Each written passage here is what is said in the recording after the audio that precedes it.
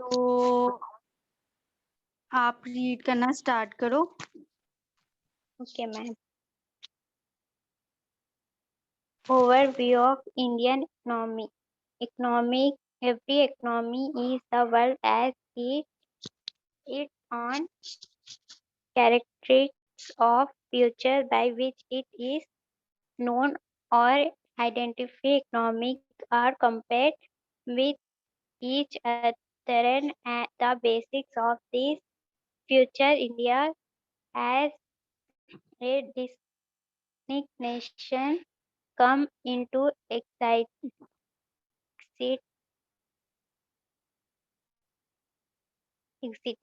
on 15th August 1947, called the Independence Day of India, which marked the end of British rule over India. After that Independence Day, India has completed 66 years of self-rule on 15th August 2013. This period is long enough the eval- evaluate the position and perform of the country to enable comparison with other countries in the world, as well as evaluate its own progress over the years.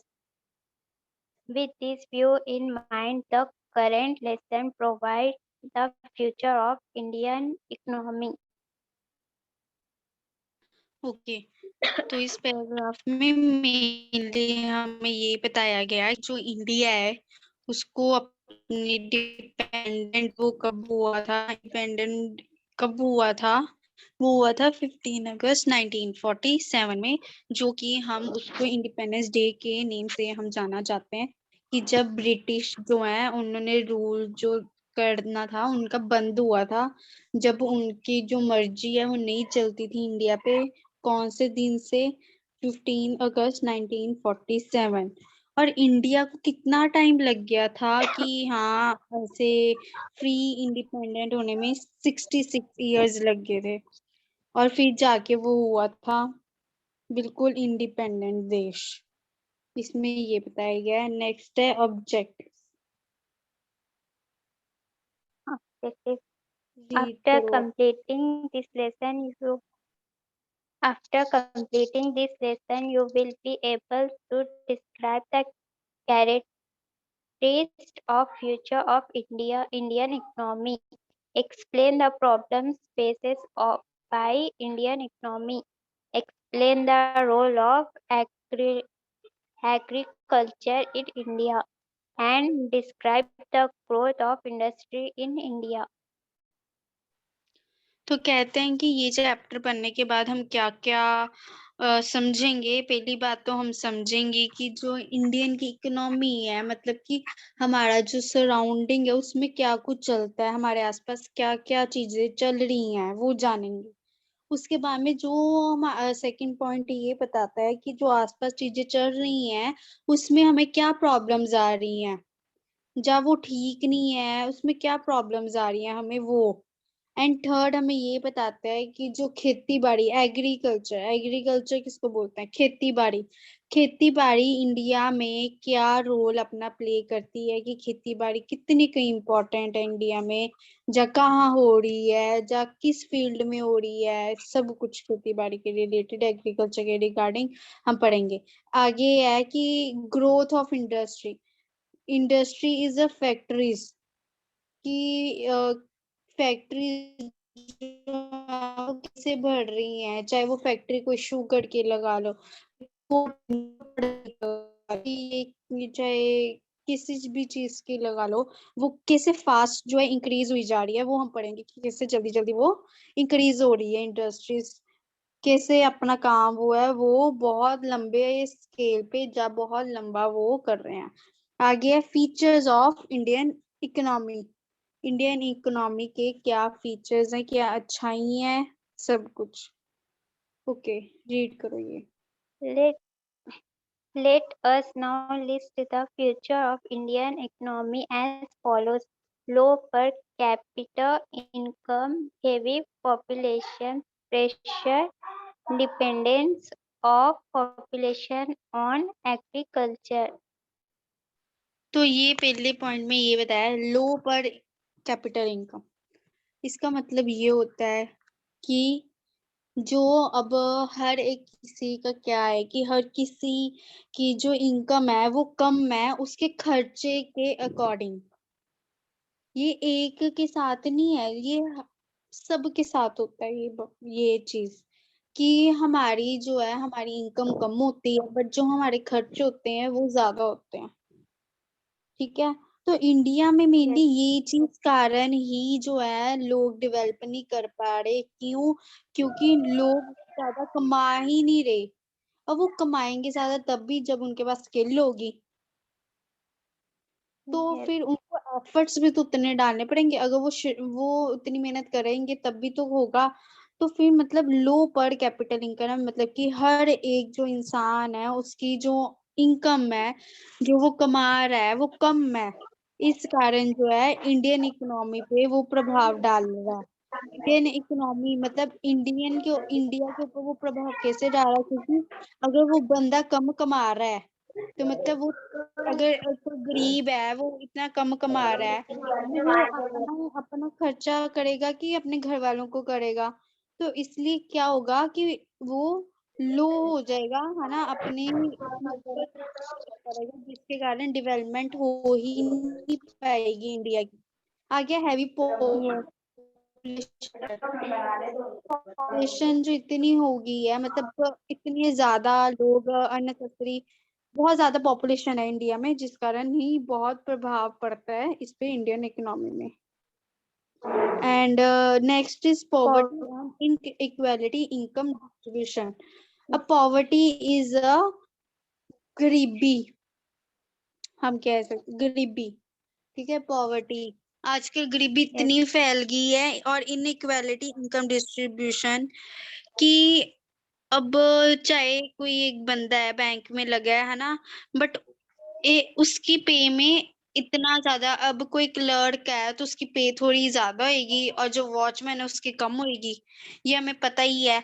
तो वो क्या होगा, Yes. जो watchman होएगा वो अपना खर्चा जो है बड़ी मुश्किल से चला पाएगा बाकी के कंपैरेटिव।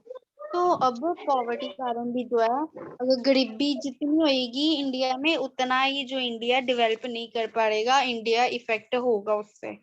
आगे है higher level of capital formation which is positive Formation. Feature. तब इसमें ये बताया गया है कि हर कोई अगर अच्छा कमाना लग पड़े, अच्छा पढ़ा लिखा हो, हर कोई अच्छा पढ़ा लिखा हो, अच्छा कमाना लग पड़े, तो इसमें इंडिया की ग्रोथ भी होगी। तो मेनली अगर कोई, अब हाँ, अगर हम दो केसेस चलें, एक जो है बंदा वो पढ़ा लिखा है, ठीक है, वो क्या करेगा, अगर कोई रैपर उसने खाया कुछ खाया है तो वो कोशिश करेगा कि मैं उसको सड़क पे मत गिराऊं। और जो अनपढ़ है वो तो गिराएगा ही गिराएगा वहां। तो डिफरेंस ये पड़ जाता है। तो उससे क्या होगा, वो गार्बेज इकट्ठा होया जाएगा। जैसे कि अगर एक ने ऐसे किया तो और लोग भी ऐसे करेंगे, गिराएंगे सड़क पे। इससे क्या हो रहा है, डेवलपमेंट हो ही नहीं रही इंडिया की। आगे है Yes. Planned economy. अगर हम सारे प्लान करके चलें कि नहीं किसी ने ऐसा नहीं करना, अब जैसे फॉरेन में क्या होता है कि अगर कोई गार्बेज भी फेंके बाहर तो उस पे फाइन लग जाता है, बट इंडिया में ऐसा नहीं है, कोई फाइन नहीं लगता। तो इससे क्या हो रहा है, अगर ऐसा कुछ सिस्टम लाया जाए इंडिया में तो हमारी जो इकोनॉमी है वो भी आगे बढ़ सकती है, हम इम्प्रूव पॉइंट को इन्होंने डीप में समझाया हुआ है। तो पहला पॉइंट हम करते हैं, लो पर कैपिटल इनकम। रीड करिएगा। India is known in the world as a country with low per capita income. Per capita income is defined as the ratio of national income over population. It gives the idea about the average earning of an Indian citizen in a year, even though this may not relate, reflect the actual earning of each individual. India's per capita income for the year 2012 to 2013 is estimated at 39,168. पीछे से बहुत आवाज आ रही है, पहले देखो पहले वो।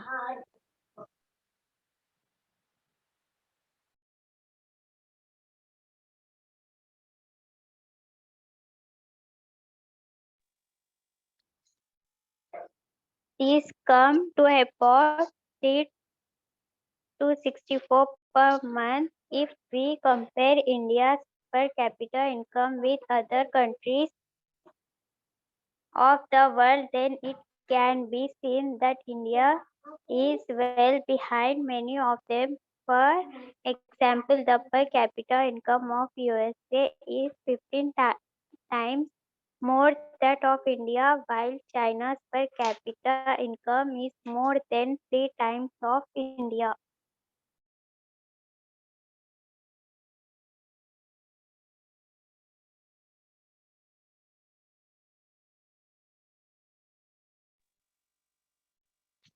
Hello.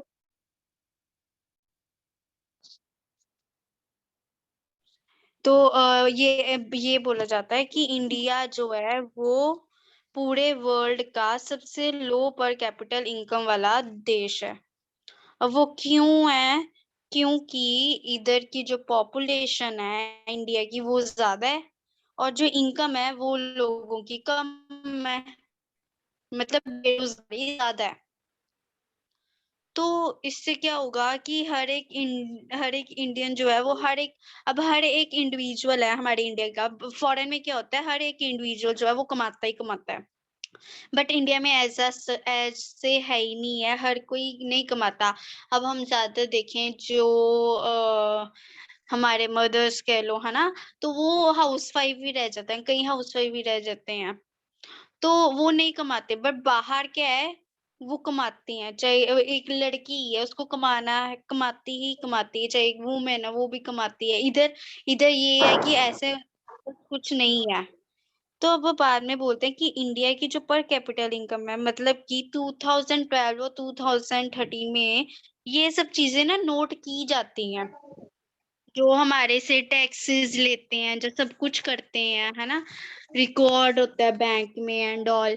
तो ये चीजें यहाँ से कैलकुलेट करते हैं गवर्नमेंट, इन चीजों से सबकी। तो 2012 और 13 में देखा गया कि ₹39,168 जो है ये इतनी पर कैपिटल इनकम है, मतलब कि लोग लगभग इतना का कमा रहे हैं। तो इसका मतलब कि 3,000 समथिंग जो है लोग हर एक महीना कमा रहे हैं। मतलब पूरे देश को देखा जाए तो लोग ज्यादातर बस 40 नियर अबाउट 40,000 कमा रहे हैं। तो 3,000 समथिंग वो महीने का कमा रहे हैं, अब उसमें भी उन्होंने अपना खर्चा भी निकालना है। तो इससे लो पर कैपिटल इनकम होगी क्योंकि उन्होंने अपना भी तो करना ही है ना, कुछ स्पेंड करेंगे ही, खाने पीने में करेंगे, है ना, जो जरूरी है। अब ऐसा तो है नहीं कपड़े की कभी रिक्वायरमेंट ही नहीं पड़ेगी तो उस पे करेंगे। बहुत ज्यादा ऐसे काम होते हैं जिसपे करना ही पड़ता है। तो ये देखा गया इस कारण जो है वो लो है पर कैपिटल इनकम। और फिर ये एग्जाम्पल लेते होते कहते हैं कि यूएसए जो है, अब उसकी पर कैपिटल इनकम 15 गुना ज्यादा है इंडिया से। मतलब इंडिया की 40,000 है और उसकी बहुत ज्यादा है हमारे से। उसकी कम से कम तो उसकी 80,000 तो इतनी होगी, 70-80, और हमारी 40 है। और चाइना की बात करें, चाइना की जो है वो भी हमारे से 3 गुना ज्यादा है, मतलब उसकी 42-43 इतनी होगी पर कैपिटल इनकम। तो Okay. अभी सेकंड बोलते हैं हैवी पॉपुलेशन प्रेशर। जी तो India is world's second largest populate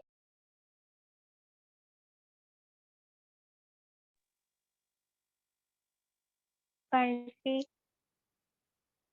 with low per capita income. Per capita income is defined as the ratio of national income over population. It gives the idea about the average earning of an Indian citizen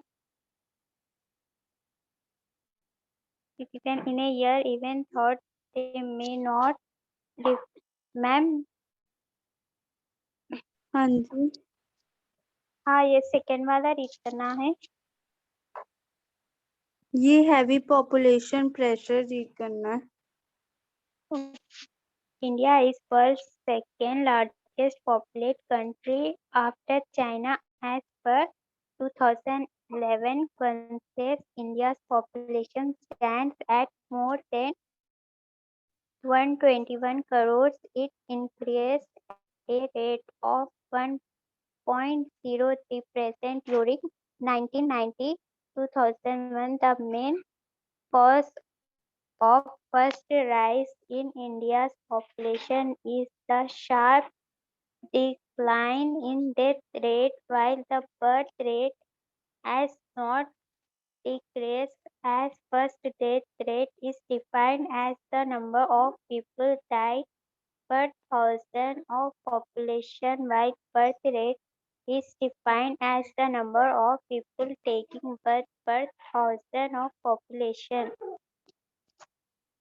In 2010, the birth rate was 22.1% per 1,000 population, while the death rate was only 7.2% per 1,000 population. Low death rate is not a problem. In fact, it is a sign of development. Low death rate reflects better public health system, but high birth rate is a problem because it directly pushes the growth of population. After 1921, India's population increased very fast because birth rate is declined very slowly. Well, death rate declined very fast from 49 in 1921. The birth rate declined to 22.1 in 2010, while during the same time period, the rate declined from 49 to 7.2. Hence, the population growth was very rapid in India.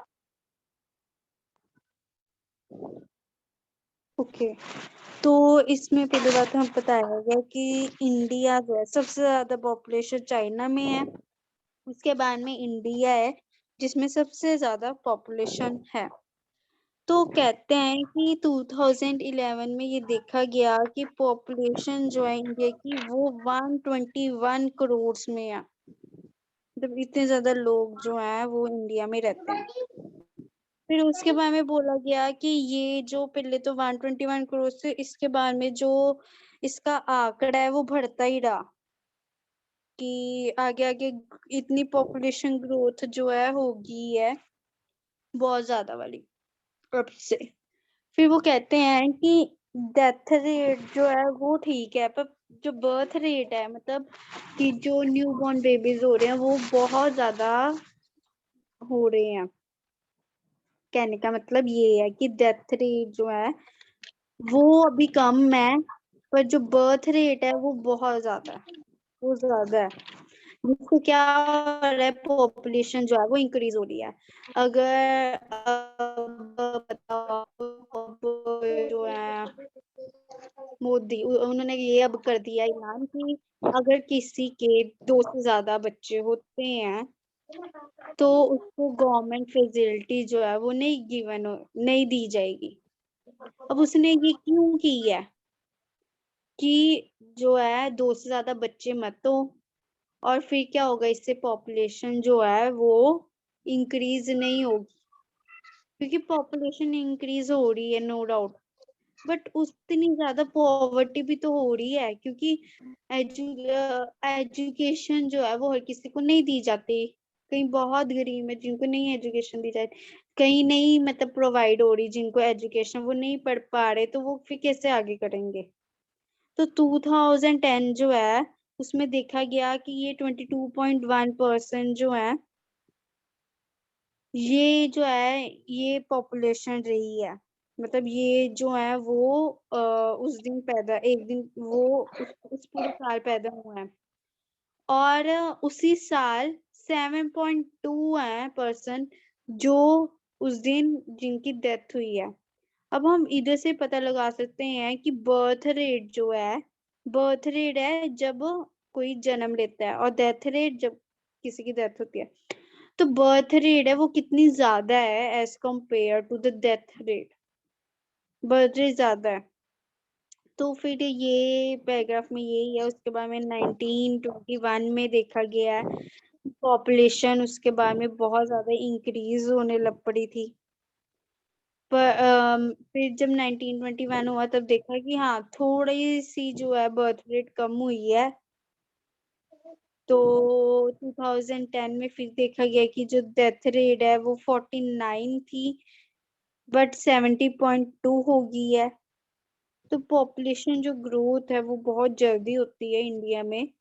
But अब से चाहे ये government ने अब उन्होंने ये year ही उन्होंने की है कि अगर कोई करता है ऐसा 2 बच्चे से ज्यादा तो उसको गवर्नमेंट जो है वो नहीं प्रोवाइड होगी। अब उन्होंने ये इसलिए की है कि पॉपुलेशन जो है वो कंट्रोल कर सके, इसलिए। Next paragraph.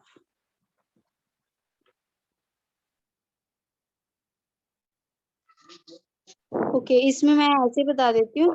पैराग्राफ में बोला गया है heavy population pressure has become a major source of worry for India. It has been a burden to the public exchequer of mobilize enough resources to provide public education, healthcare, infrastructure, etc. तो इसमें ये बताया गया है कि जो population है अगर ऐसे ही बढ़ती गई तो इंडिया के लिए बहुत मुश्किल आने वाली है आगे। क्योंकि इसमें हर एक ये नहीं है कि पॉपुलेशन बढ़ रही है तो किसी और को फर्क नहीं पड़ रहा, उनको भी फर्क पड़ेगा। क्योंकि जितनी ज्यादा पॉपुलेशन होगी, जितने लोग ज्यादा होंगे, उतनी ज्यादा कंपटीशन होता है, और उतनी ज्यादा आपको सीट्स जो है, जॉब जो है वो नहीं मिल पाएंगी।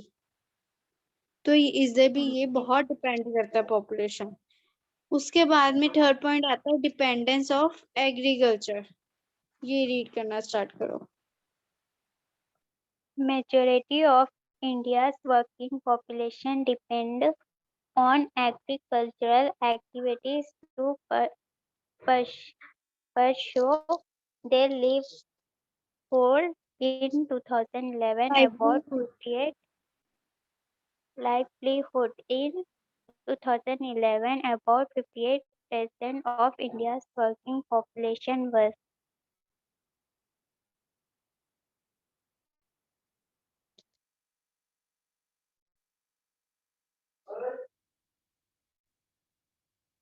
engaged in agriculture. In spite of this, the contribution of agriculture to India's gross domestic product is a little over 17%. A major concern of agriculture in India is that productivity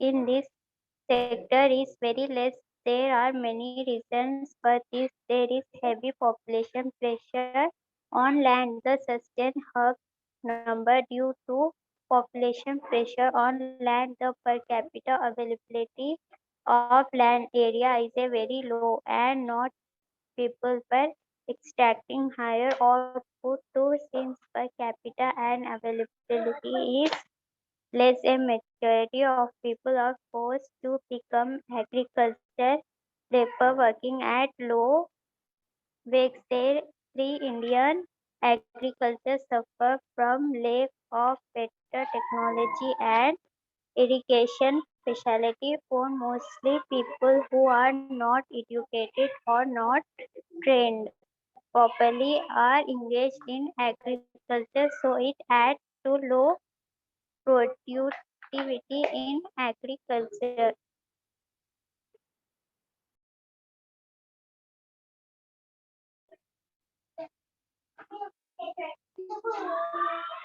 okay, तो इसमें हमें ये बताया गया है कि agriculture जो है वो इंडिया में बहुत लार्ज स्केल में है।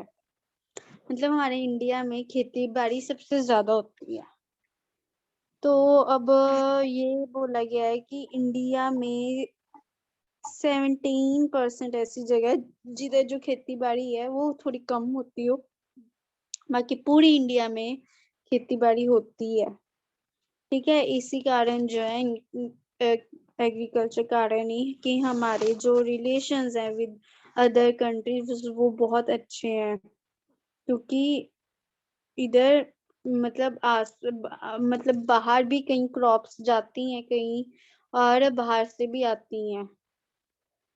तो उसके बारे में बोला गया है कि पॉपुलेशन जो है चाहे वो इंक्रीज कर रही है, पर उसके साथ साथ जो लैंड है वो डिक्रीज कर रही है, क्योंकि जितनी ज्यादा पॉपुलेशन होगी उतनी ज्यादा लोगों को जगह चाहिए रहने के लिए। उससे क्या होगा, जमीनें वो खरीदेंगे, तो इससे क्या होगा, जो खेती बाड़ी करने वाली जमीन है वो भी वो खरीद रहे हैं, जिससे खेती बाड़ी करने में मुश्किल आ रही है, क्योंकि जमीनें है नहीं तो वो खेती बाड़ी फिर कहाँ से करें। उधर तो कंस्ट्रक्शन हो रही है जिधर जमीन है, तो ये खेती बाड़ी में भी उनको डिफिकल्टी आ रही है। बाकी चाहे बहुत ज्यादा टेक्नोलॉजीज आ गई हैं, बट एग्रीकल्चर एक ऐसी है जो कि अब भी कहीं ना कहीं पुराने जैसा ही है, जैसे पुराने आ गया एग्रीकल्चर, जैसे ग्रो वगैरह करना वगैरह वैसे होते हैं। चाहे टेक्नोलॉजी आ गई है एग्रीकल्चर वाले में भी, उसे ये मतलब जैसे कि पानी की टेक्नोलॉजी आगे, बाल्टियां उठा उठा के आपको पानी देना पड़ता था। बट आजकल इतनी टेक्नोलॉजी आ गई है कि हाँ आप एक मोटर लगा सकते हो, आप कोई पाइप के साथ कर सकते हो। मतलब ये सब क्या है, ये चीजें आई हैं मार्केट में, है ना, टेक्नोलॉजी है वी कैन से ये सब। अब लोग जो है एजुकेटेड हैं वो तभी ये टेक्नोलॉजी लेके आए हैं, अगर वो ना होते तो वो नहीं लेके आते। तो ये सब थे पॉइंट्स। देन नेक्स्ट,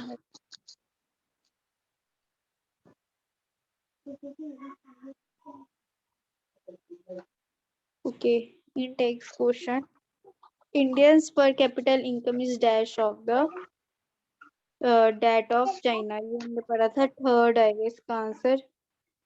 तो ये हमने पढ़ा था चाइना, और एक हमने को और पढ़ा था कि USA.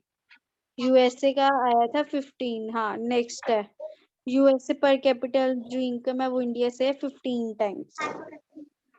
And next is as per 2011 census, India population stands was, तो ये आपको गिवन था मोर देन 1 to 1 crore और near about 1 to 1 crore। And next है इंडियन बर्थ रेट जो है 2010 में वो कितनी है, ये आपको एग्जैक्ट रेशियो 22.1 थी। ये आपको ऊपर लाइन से मिल जाएगी, डायरेक्ट गिवन ही होगी आपके। सीधे सीधे क्वेश्चन जो है ये गिवन है जो आपको ऊपर करवाए गए हैं, बिल्कुल सीधे। आगे, India's population growth was rapid because Indian population growth was rapid because death rate is more than birth rate. Birth rate is more than death rate. Death rate is same as birth rate is more than death rate.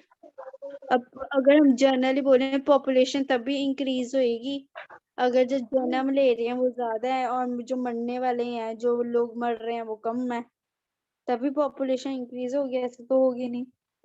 Okay, तो ये आगे हो गया आपके questions. Next,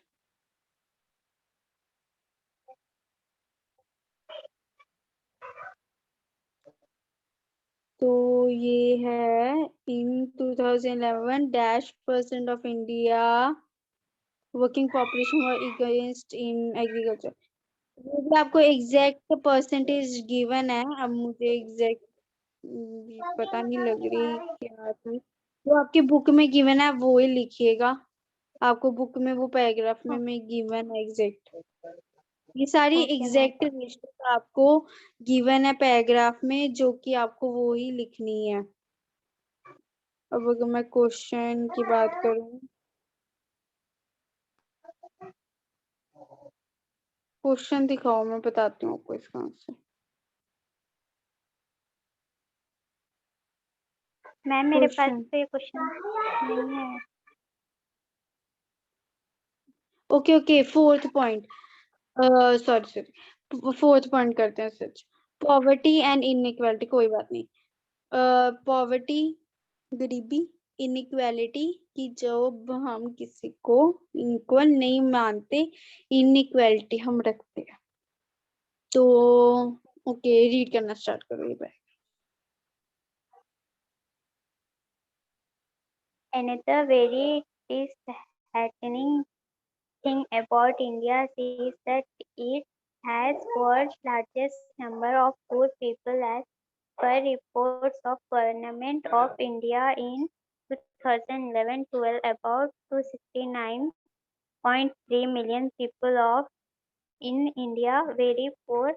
This was about 22% of India's population. A person is termed poor if he is not able to consume the required amount of food to get minimum calorie value of 24,000 in rural area and 2,100 in urban area. For this, the person must earn the required amount of money as well to buy the food item. The government has also estimated that the required amount of money 1816 in rural area and 1,000 in urban area per head per month. This comes to about 28 in rural area and 33 in urban area per head per day. This is called poverty line. This limit implies that 269.9 million people of India were not able to earn such little amount in 2011-12. Poverty goes with inequality in income and wealth distribution. Very few in India possess material and wealth, while majority have control over no or very little wealth in terms of land holding, house, fixed deposit, shares of companies, saving, etc. Only top 5% of whole household control about 38% of total wealth in India, while the bottom 60% of household has control over only 13%.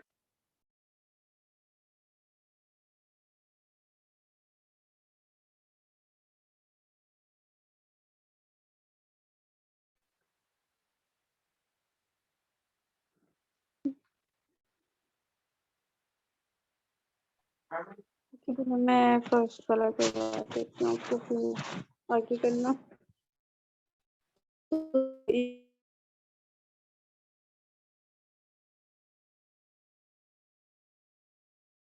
Hello. डिसहर्टिंग मतलब दुखदायक, कहते हैं ये बहुत दुखदायक बात है कि जो India है वो जो है सबसे ज्यादा इधर गरीब लोग रहते हैं। अब गरीब लोग कहने का मतलब क्या है कि इधर सबसे ज्यादा गरीबी है। लोग तो गरीब तब भी होंगे ना जब गरीबी है, जब उनके पास नौकरियां नहीं है तब भी गरीब होंगे। तो कहते हैं ये सबसे ज्यादा बड़ा देश है जो गरीबी है। तो बाकी जो गवर्नमेंट ऑफ इंडिया है उनकी रिपोर्ट्स के अकॉर्डिंग, उनकी 2011 से 2012 के रिपोर्ट्स के अकॉर्डिंग 269.3 मिलियन लोग हैं जो हैं इंडिया के, वो पुअर हैं। और क्या कहते हैं 22% इंडियन पॉपुलेशन, मतलब कि 100 में से 22% जो लोग हैं वो गरीब हैं हमारे इंडिया में। फिर बाद में ये बोल देते हैं कि हाँ कि एक रूरल एरिया, रूरल मतलब कि जैसे कोई पिंड हो गया, कोई गांव हो गया, वो अर्बन एरिया इज सिटी। तो इसमें रूरल एरिया में ज्यादा गरीबी है as compared to urban area. Rural area में जो है लोग ज्यादा गरीब है गांव में, और सिटी में थोड़े कम गरीब। तो बाकी ये बोला गया है कि जो रूरल एरिया है उधर तब कमाई जो है हर एक चीज की कम होती है एज कम्पेयर टू सिटी, क्योंकि उधर के लोग ही कम कमाते हैं, इसलिए जो है उधर कमाई उनकी कम होती है। रूरल एरिया में लोग, अर्बन एरिया में ज्यादा लोग कमाते हैं, इससे उनके खर्चे भी फिर ज्यादा वाले होते हैं। जो चीज जो है वो 28 रुपीज की है गांव में, वो ही 33 रुपीज की है अर्बन एरिया में। ओके, तो ये चीज है, ये सिंपल चीजें हैं। जो मेन इसका ये हेडिंग है कि हाँ गरीब है इंडिया, ठीक है, तो गरीबी है, रूरल एरिया में जो है वो ज्यादा गरीबी है। रूरल मतलब ma'am?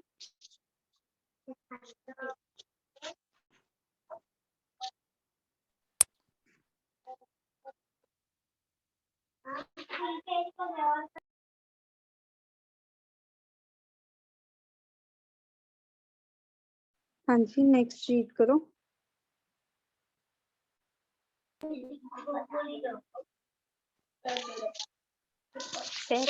Only top.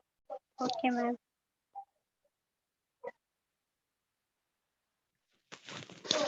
Another issues linked to poverty is the problem of unemployment.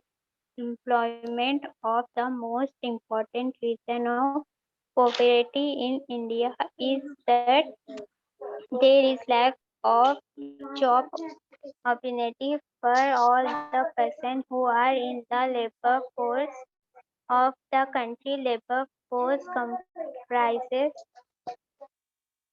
of the adult person who are the willing to work. If adequate number of jobs are not created every year, the problem of unemployment will grow in India. Every year, large number of people are added to the labor force due to increase in population, increase in number of educated people, lack of expansion of industrial and service sector of at the required speed, etc. So far, we discussed the negative future. There are certain positive future of Indian economy as well. They are discussed below. Okay, तो वही बात जो मैंने आपको बताई थी कि poverty, गरीबी, अब गरीबी क्यों है इंडिया में, वो इसलिए है क्योंकि जॉब ही नहीं है। अगर लोगों के, हर एक लोग के पास, हर एक इंडिविजुअल इंडिविजुअल मतलब अकेले बंदे पास, हर एक इंडिविजुअल के पास अगर जॉब होगी तो वो पॉवर्टी होएगी नहीं। अब अगर उसके पास जॉब ही नहीं है तो क्या होगा, वो कमाएगा ही नहीं। अगर जॉब ही नहीं है तो वो कमाएगा ही नहीं, और अगर कमाएगा नहीं तो पॉवर्टी तो होगी होगी, अनएम्प्लॉयमेंट होगी। अनएम्प्लॉयमेंट मतलब कि जिधर जो लोग हैं वो काम ना करे, कुछ कोई पैसा अर्न मत करे, ना कमाए ना कुछ, वो होगी अनएम्प्लॉयमेंट। जो ना कोई जॉब करे ना पैसा कमाए, उसको बोलते हैं अनएम्प्लॉयमेंट। तो अगर जॉब ही नहीं होगी तो अनएम्प्लॉयमेंट तो होगी, और जब अनएम्प्लॉयमेंट होगी तो पॉवर्टी होगी होगी, इंडिया में आएगी आएगी। अब चाहे, अब जैसे कहते हैं, अब जैसे फॉरेन में होता है कि बच्चे जो हैं, जो बड़े हो जाते हैं, मैच्योर हो जाते हैं, वो साथ साथ स्टडी करते हैं और साथ साथ ही वो अर्न करना भी स्टार्ट कर देते हैं। बट इंडिया में ऐसा कोई रूल है ही नहीं ऐसा। तो पॉवर्टी इधर से डिपेंडेंट होती है क्योंकि बच्चों की स्टडी इतनी लंबी चल जाती है कि जो पेरेंट्स हैं वो, उनमें तो इतनी जान रहती नहीं है कि वो काम कर सके, तो वो काम अपना नहीं करते। तो बच्चों की स्टडी बड़ी चल जाती है कि वो उस अपनी उनकी स्टडी पे पैसा खर्च करें या किस पे, चीज पे पैसा उस टाइम पे खर्च करें। तो गवर्नमेंट को कुछ ऐसा सिस्टम बनाना चाहिए कि एक जो बच्चा है जो स्टडी कर रहा है, जो मैच्योर हो गया हुआ है, तो वो भी जो है साइड बाय साइड जॉब करना स्टार्ट करे। एनी हाउ बट होना तो बहुत कुछ है ये इंडिया में। तो अब बाकी ये मेनली है इधर का बताया गया पॉवर्टी में। Next is higher rate of capital formation और investment. Read it. At the time of independence, one of the major problems of Indian economy was deficient in capital stock in the form of land and building machinery and equipment, saving, etc. In order to continue the cycle of economic activities such as production and consumption, a certain ratio of production must go towards saving and investment. However, the required ratio was never generated in the first 4 to 5 decades after independence, the simple reason being higher consumption of necessary items by the population, of whom most happened to be poor and lower middle income class. Collective household saving was very less due to this. Consumption of durable items was also very less, but in recent years these things have charged. Economics have calculated that in order to support the growing population, India required 14% of its GDP to be invested. It is encouraging to note that the saving rate of India for the year 2011 stands at 31.7%. The ratio of gross capital formation was 36.6%. This is possible because people are now able to save in banks, consume durable goods, and there has been large scale investment taking place on public utilities and infrastructure. infrastructure.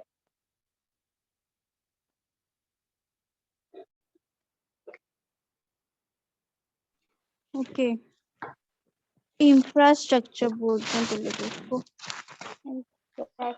Infrastructure होता है कि जैसे कि कोई room का infrastructure कैसा है कि जो है वो सुंदर है, जो अच्छा infrastructure in the sense surrounding कह लो, सराउंडिंग कैसी है उसकी, आसपास कैसा है। तो इसमें high rate of capital formation और इन्वेस्टमेंट का ये मतलब होता है कि जो इंडियन इकोनॉमी है ना, उधर अब कितना कुछ चल रहा है। लैंड के ऊपर वही लैंड की खेती बाड़ी हो रही है, वही लैंड पे बिल्डिंगें भी बन रही हैं। तो इतनी डेवलपमेंट भी हो चुकी है, पर कहीं ना कहीं जो है अभी भी देश जो है वो पीछे जा रहा है। वो हमने फैक्टर्स पढ़े हैं, वो हमने चीजें पढ़ी हैं कि यहाँ की पॉपुलेशन इंक्रीज हो रही है, पॉवर्टी है, इस कारण जिस कारण जो देश है वो पीछे जा रहा है, जिस कारण जिसकी कैपिटल है वो भी पीछे जा रही है, उसकी इनकम जो है वो भी पीछे जा रही है। तो बाकी ये देखा गया है कि पॉपुलेशन की इंक्रीज होने से बहुत ज्यादा फर्क पड़ा है। इंडिया जो है वो 14% जीडीपी जो है अपनी इन्वेस्ट कर रहा है। जीडीपी का मतलब होता है ग्रोस डोमेस्टिक प्राइस। जो लोग कमाते हैं, जो वो करते हैं, है ना, जो सेविंग्स करते हैं, अब लोग जो कमाते हैं उनसे आधा तो उनका खर्चा पानी भी निकलता है, थोड़ा सा अमाउंट बचता है कि जो वो स्पेंड कर सके, जो वो सेव कर सके। तो सेविंग जो है वो कम है, पर खर्चा जो है वो ज्यादा है। तो ये चीज 2011 में देखी गई थी इंडिया में,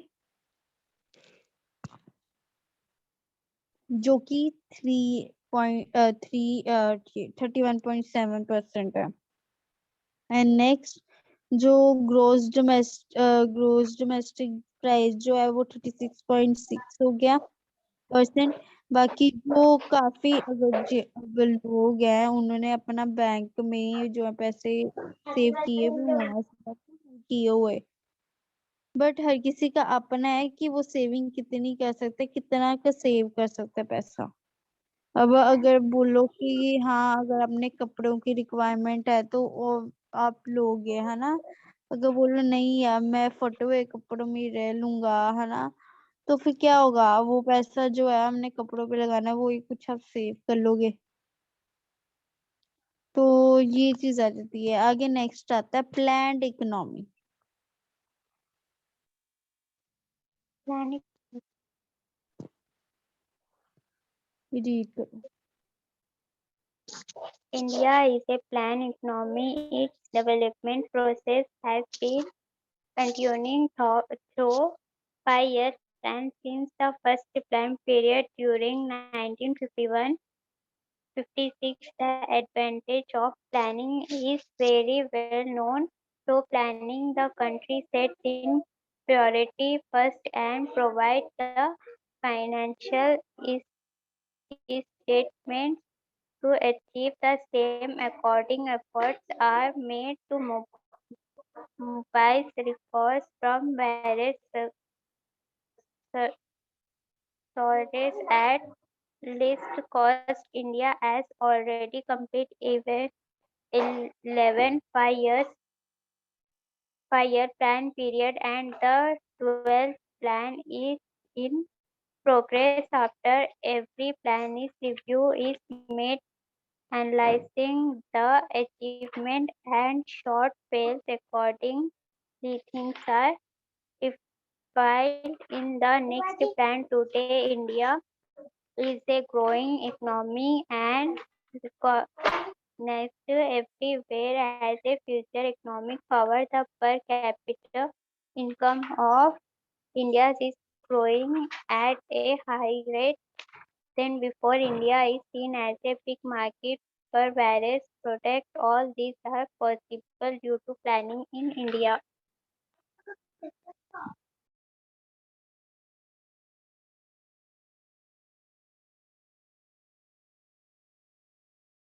ओके, तो अब इसमें प्लान्ड इकोनॉमी में ये आ जाता है कि क्या प्लानिंग इंडिया कर रही है। अब अगर हम बोल रहे हैं कि हाँ पॉवर्टी है, जहाँ पॉपुलेशन इंक्रीज हो रही है, जो चीजें हो रही है ना, अनएम्प्लॉयमेंट है, लोगों के पास जॉब नहीं है, तो उसके लिए गवर्नमेंट क्या कर रही है। अब गवर्नमेंट को ही कुछ करना पड़ेगा, तो वो चीज वो क्या कुछ कर रही है, तो वो क्या प्लान कर रही है। अब जैसे कि सबसे मेन रीजन है, अगर पॉपुलेशन कम होगी तो पॉवर्टी भी कम होगी। सबसे मेन रीजन आ जाता है पॉपुलेशन। अगर पॉपुलेशन ठीक होगी तो बाकी चीजें जो हैं वो ऑटोमेटिकली जो हैं वो ठीक हो जाएंगी। तो पॉपुलेशन को कंट्रोल करने के लिए गवर्नमेंट क्या कर रही है, अब जैसे कि हाँ अब मोदी जी ने निकाला है ऐसा कि हाँ 2 से ज्यादा नहीं आप कर सकते, आपको अपॉर्चुनिटी नहीं मिलेगी, तो वो उन्होंने निकाला है, तो कुछ हो ही सकता है ऐसा। पॉपुलेशन कंट्रोल करने के लिए पॉपुलेशन जो है वो कंट्रोल हो जाएगी। तो अब 5 साल का प्लान किया गया, सब कुछ कैसे वो जो है इकोनॉमी को बढ़ा सकें, कैसे जो है ग्रो कर सकें आगे। बाकी एक प्रॉपर प्लानिंग के साथ ये चलता है, ऐसे चीज नहीं हो जाती। बाकी मेनली इसमें ये बताया गया कि हाँ ग्रो हम कैसे करेंगे फ्यूचर को, ये फ्यूचर पे सबसे ज्यादा डिपेंड है। जो पर है वो इंडिया की जब तक राइज नहीं होती तब तक इकोनॉमी जो है वो भी राइज नहीं होगी। इंडिया जो है वो छोटा ही रह जाएगा है ना, वो बिग मार्केट नहीं रहेगा, वो ज्यादा कुछ नहीं कर पाएगा जब तक उसकी पर कैपिटा इनकम नहीं इंक्रीज होगी। जब तक लोग अच्छा कमाने नहीं लग पड़ेंगे हर एक, तो तब तक नहीं होगी इंक्रीज। तो मेन रीजन ये सब आ जाते हैं। आगे नेक्स्ट है role of agriculture in India.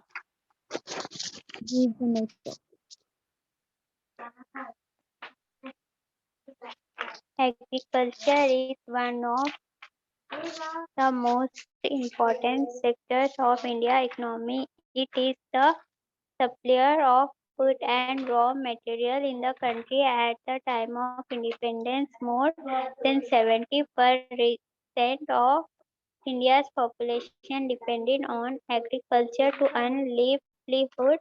As livelihood accordingly, the share of agriculture in the national product income was high as 56.6% in 1950, 51 however, with development of industry and service sector during the planned period, the percentage of population depending on agriculture as well as the share of agriculture in the national product has come down in 1960. The percentage of labor force engaged in the agriculture activities was 74, which gradually come down over the year to 51% in 2012. In 1960, the share of labor force in industry and service sectors stood at 11 and 15%.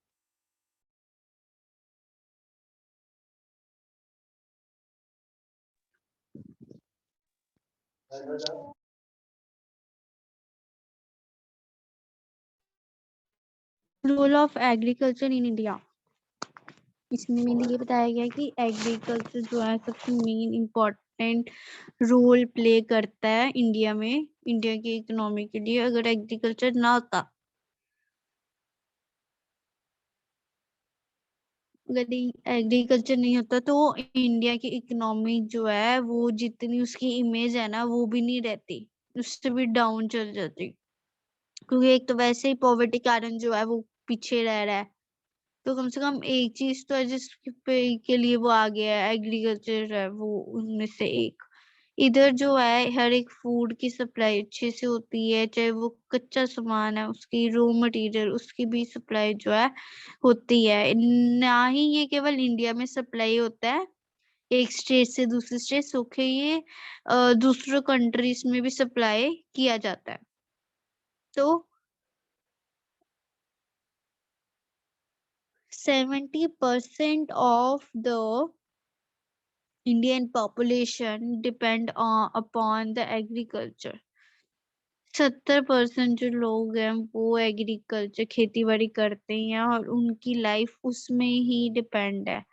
मतलब कि 70% ऐसे लोग हैं जो कि खेती बाड़ी करते हैं, और अगर मान लो खेती बाड़ी ना हो तो वो जो 70% है वो पॉवर्टी लाइन में आ जाए, मतलब कि वो गरीब हो जाए, वो नहीं कमा पाएंगे, वो नहीं कमा पाएंगे। तो अब इनकम जो है वो ज्यादा देखी गई है ये 1950 से 51 तक 56.6%। क्यों? क्योंकि एग्रीकल्चर के कारण। आगे बताया गया कि इंडस्ट्री जो है वो भी डेवलप हो रही है जल्दी से जल्दी। बाकी ये आपको रेशो गिवन है कि हाँ 1960 में जो है वो एग्रीकल्चर जो है वो कितने परसेंट गई, देन 2012 में वो कितने परसेंट गई, कि मतलब खेती बाड़ी कितनी हुई है। आपको ये परसेंटेज वो उस चीज की बताई गई है। नेक्स्ट,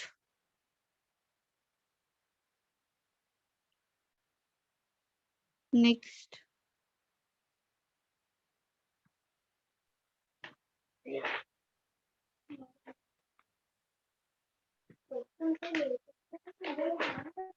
ये रीड करो।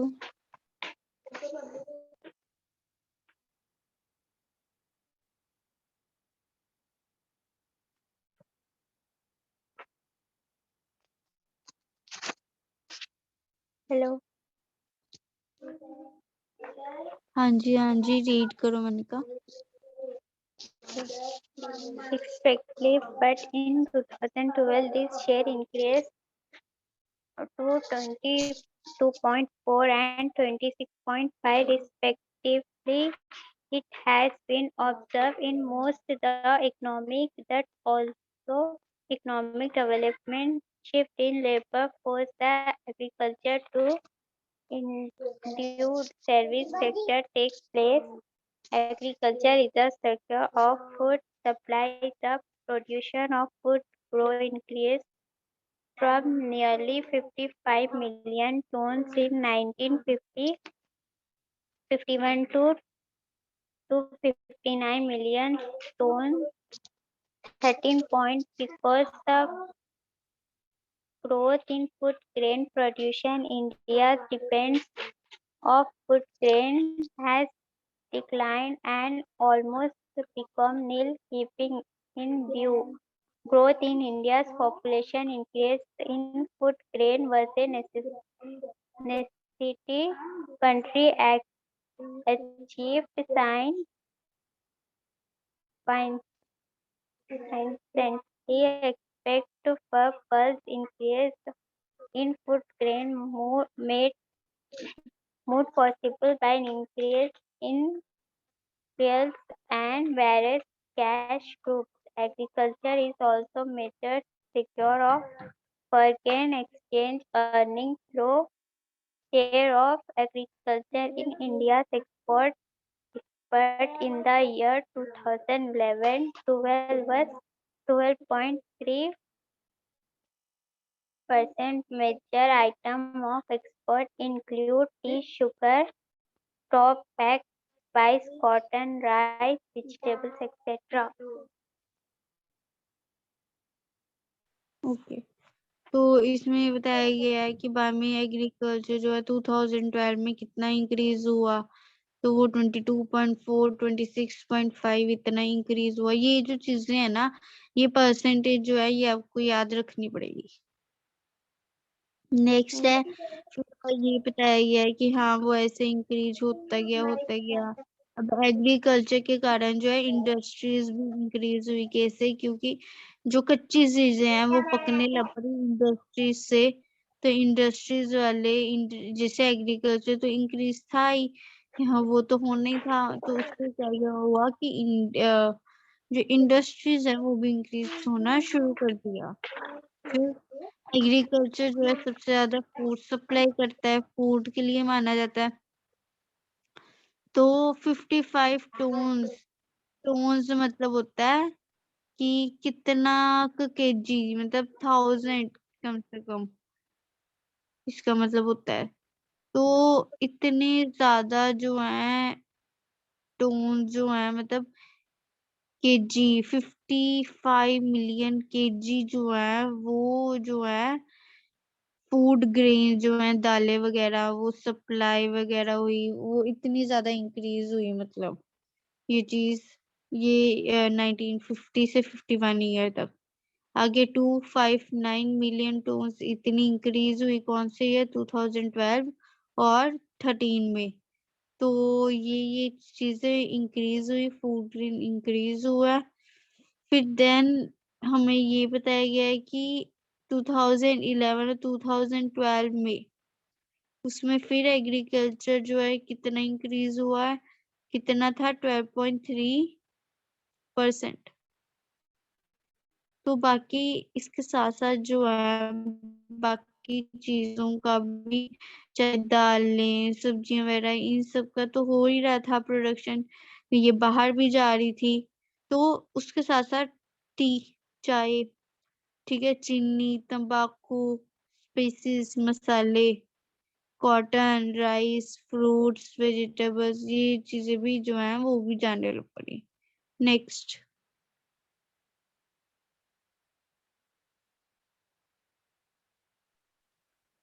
ओके, नेक्स्ट So, टॉपिक है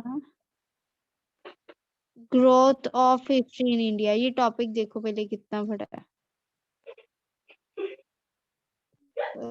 ज्यादा बड़ा है तो फिर कल करते हैं, अगर छोटे तो आज ही कर लेते हैं।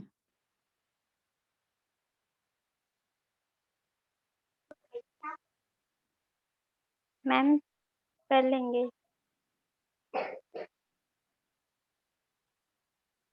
अगला पैराग्राफ करो जरा, देखते हैं ये कितना बड़ा है।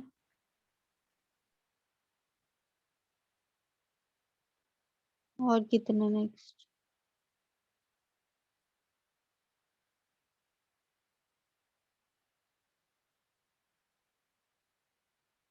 नेक्स्ट।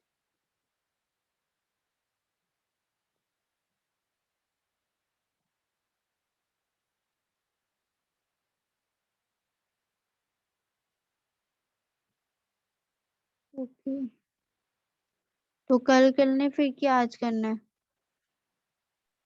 कल कर लेंगे मैम। ठीक है, तो आज की क्लास ओवर करते हैं फिर हम। Growth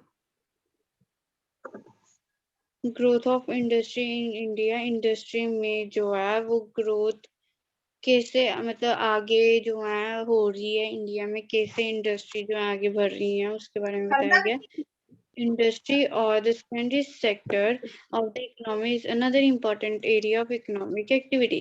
After independence, the government of India emphasizes the role of industrialization in the country's economic development in the long run.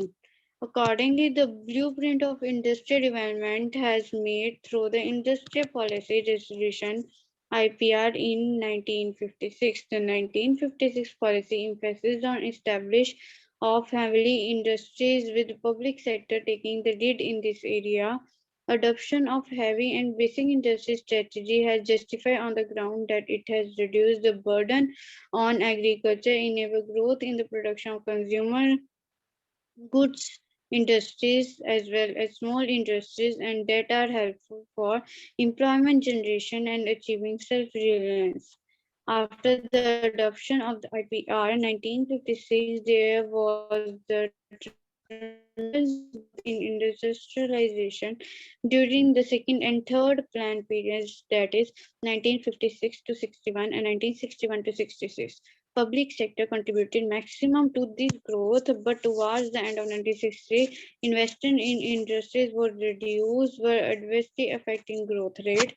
In the 1980s, the trend was reversed and investment in industries has increased by making the infrastructure base such as power, go, rail much stronger.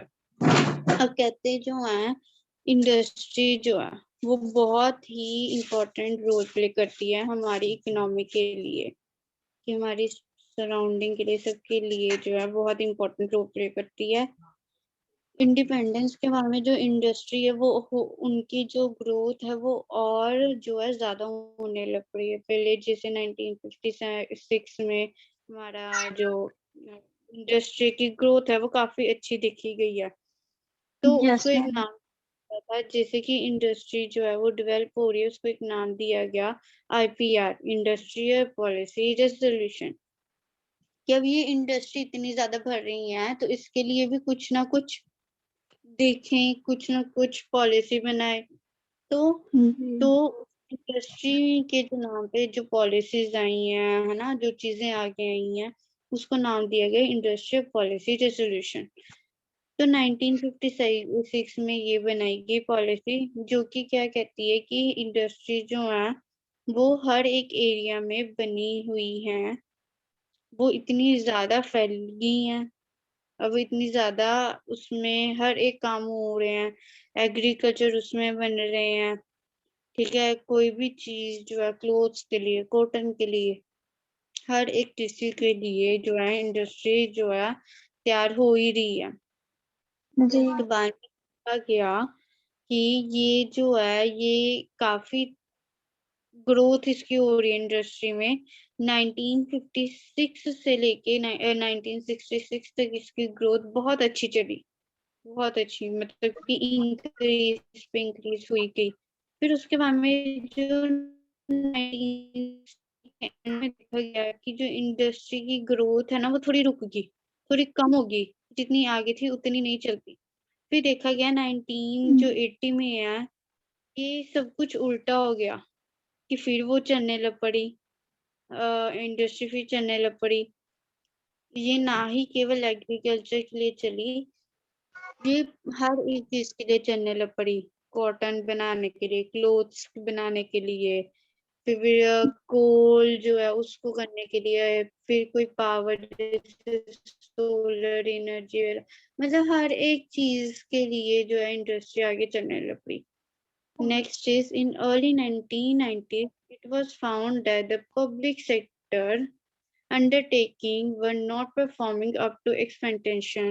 There has been reports of mismanagement in these undertaking results in loss. So in 1991, the government of India decided to encourage the role of private sector in industrial development, remove the rigid license system which is known as liberalization, and allow international players to compete in the domestic country as well as domestic players to explore foreign territories. तो इसमें बताया गया कि 1990s में देखा गया कि जो चाहे इंडस्ट्रीज वगैरह भी फैल रही हैं, बट इसके थोड़े नुकसान भी आ रहे हैं।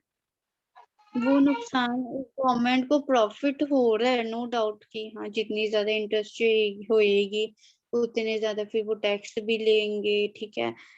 फिर बाद में हर एक चीज में गवर्नमेंट को तो फायदा होता ही है, तो Yes, गवर्नमेंट को ma'am. फायदा होता है, तो वो देख रहे हैं नुकसान भी इसके साथ हो रहा है। 1991 में फिर गवर्नमेंट ने देखा, उन्होंने ये डिसाइड किया कि जो इंडस्ट्रीज हैं उनमें जी मैम. कुछ, जो इंडस्ट्रीज हैं उसमें उनको इतनी भी आजादी नहीं देनी चाहिए, उन पे थोड़ी रोक टोक भी रखनी चाहिए।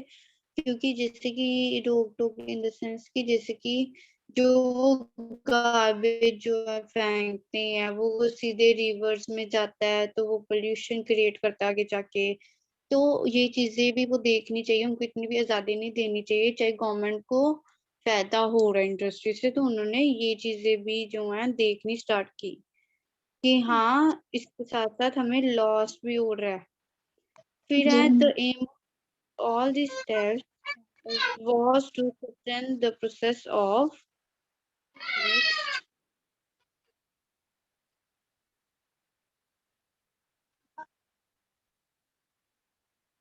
next next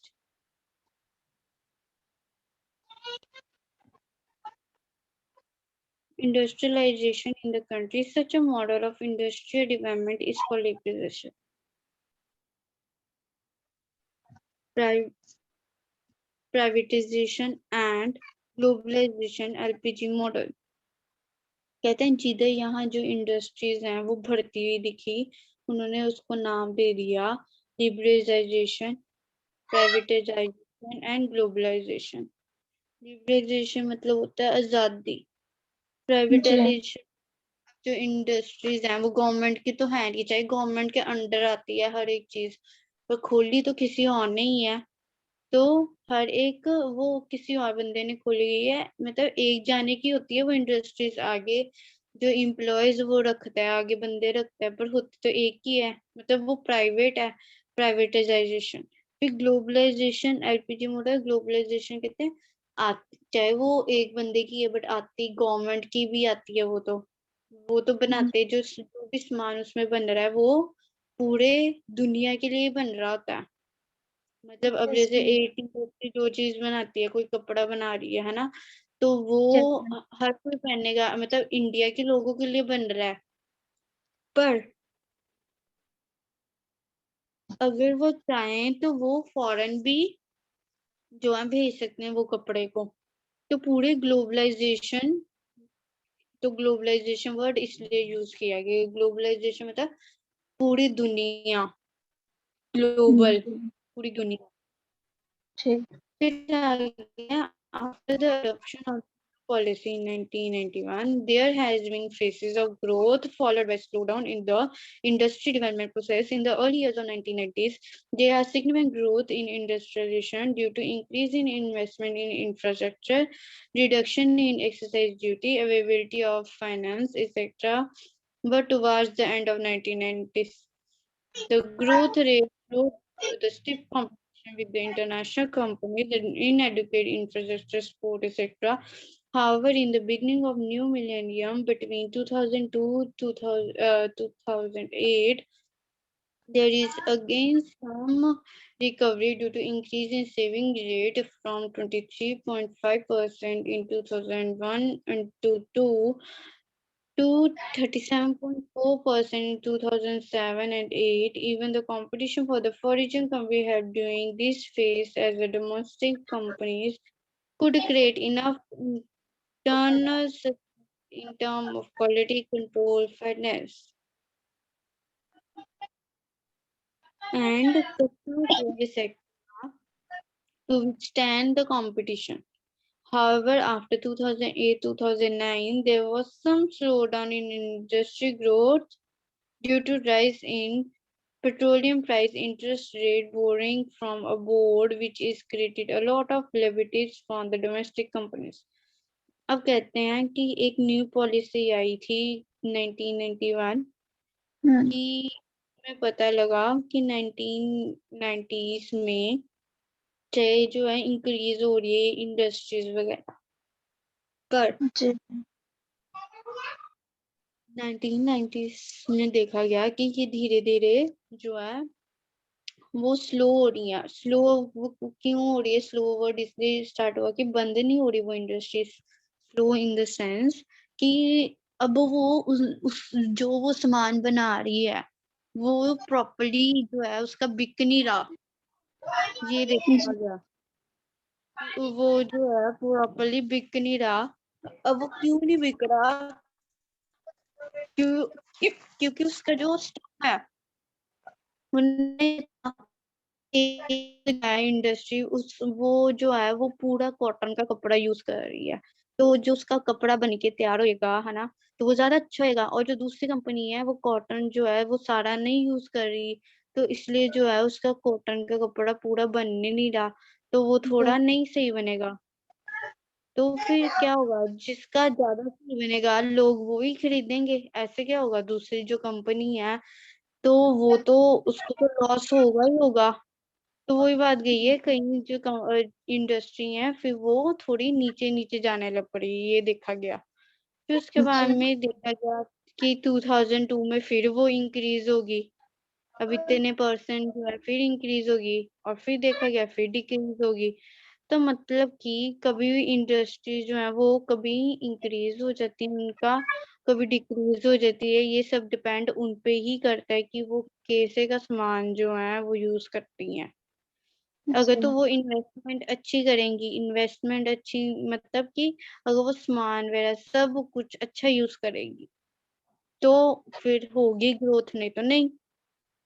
नेक्स्ट है, ओके नेक्स्ट। बाकी ये इसमें कोई डाउट